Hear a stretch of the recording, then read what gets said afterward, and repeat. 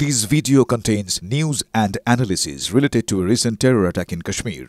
The content may include sensitive visuals and discussions that could be distressing to some viewers. Viewer discretion is advised. We strongly condemn all forms of violence and terrorism. The purpose of the content is solely to inform and create awareness based on verified reports. Top quality और consistent performance के लिए सिर्फ silver pump नाम याद रखना। कोई खबर नहीं मिल रहा है कि है तो कहाँ है, माने लड़का कहाँ है ये हम लोग को पता नहीं चल रहा है और शासन नहीं दे रहा है।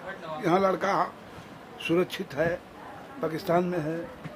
टॉर्चिंग तो किया ही होगा, हम जानते हैं कि टॉर्चिंग किया होगा। नहीं नहीं नहीं नहीं नहीं हाँ सुनिए मैडम, हम जानते हैं बढ़िया से कि वो टॉर्चिंग किया होगा, पूछताछ किया होगा। कोई भी आसामी सिविलियन हो या जो भी हो, आपको इतना बता रहे हैं, आज पुलिस कोर्ट में जब हाजिर होते हैं तो पुलिस रिफंड क्यों लेता है, कहाँ लेता है पूछताछ करने। उसी तरह भारत का वो सैनिक है, वो पाकिस्तान उससे पूछताछ किया होगा कि ये कहाँ है, वो कहाँ है, कैसे है, ये तो करेगा ही, টর্চিং করেগাই। আপনার কি মনে হচ্ছে এই সময় যে সিচুয়েশনটা রয়েছে কাশ্মীরকে নিয়ে দু দেশে, সেটা কোথাও আপনার ছেলের উপর প্রভাব ফেলতে পারে? হতে কোনো নেই, কোনো ঠিক নেই, কোনো ঠিক নেই।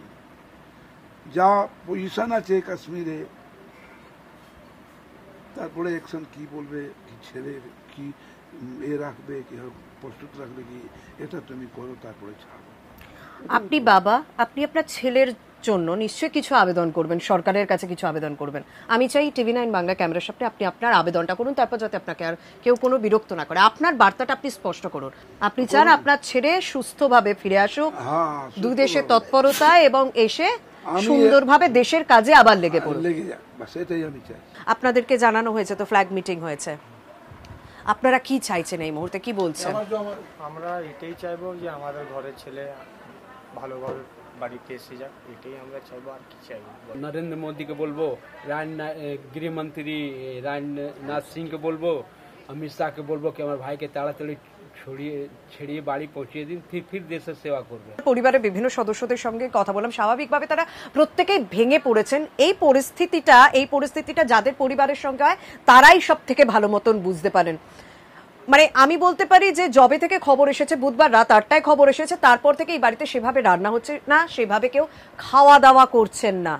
প্রত্যেকের চিন্তা তার বাড়ির ছেলে বা তার বাড়ির সদস্য এই মুহূর্তে দাঁড়িয়ে কোথায় রয়েছে।